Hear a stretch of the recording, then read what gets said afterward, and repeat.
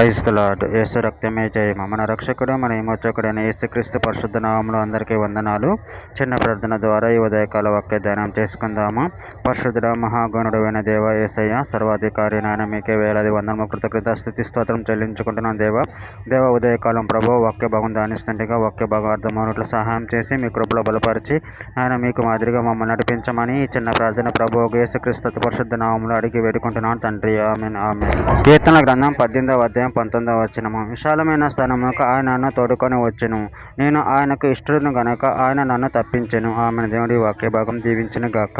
ప్రభునందు ప్రియులారా, మనము ఇక్కడ వాక్య భాగంలో గమనించినట్లయితే విశాలమైన స్థలమునకు ఆయన నన్ను తోడుకొని వచ్చెను. నేను ఆయనకు ఇష్టడును గనక ఆయన నన్ను తప్పించెను. అదేవిధంగా వాక్య భాగంలో గమనించి చూసినట్లయితే కీర్తన గ్రంథం 31వ అధ్యాయం 8వ వచనంలో, నువ్వు శత్రువుల చేత నన్ను చెరపట్టలేదు, విశాల స్థలంలో నా పాదమును నిలబెట్టితివి. కీర్తన గ్రంథం 40వ అధ్యాయం 2వ వచనంలో, నాశనకరమైన గొంతులో నుండి చీకటి గల దొంగ ఊబిలో నుండి ఆయన నన్ను పైకెత్తెను, నా పాదములు బండ మీద నిలిపి నా అడుగులు స్థిరపరిచెను.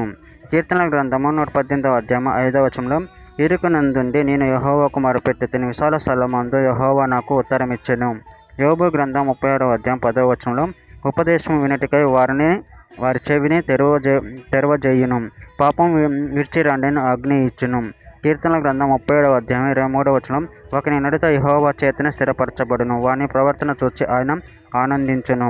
రాజుల మొదటి గ్రంథం 10వ అధ్యాయం 9వ వచనం, నీ యందు ఆనందించి నిన్ను ఇజ్రాయేలు మీద రాజుగా నియమించిన నీ దేవుడైన యెహోవాకు స్తోత్రము కలుగును గాక. యెహోవా ఇజ్రాయేలు యందు శాశ్వత ప్రేమించెను కనుక నీతి న్యాయములను అనుసరించి రాజకార్యములు జరిగించుటకు ఆయన నిన్ను నియమించెను అనెను.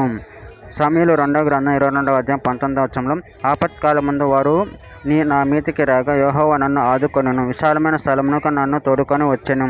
కీర్తన గ్రంథం 4వ అధ్యాయం 1వ వచనంలో, నా అనీతికి ఆధారమగు దేవా, నేను మొరపెట్టినప్పుడు నాకు ఉత్తరమిమ్ము, ఇరుకులో నాకు విశాలత కలగజేసిన వాడువు నీవే, నన్ను కరుణించి నా ప్రార్థన అంగీకరించము.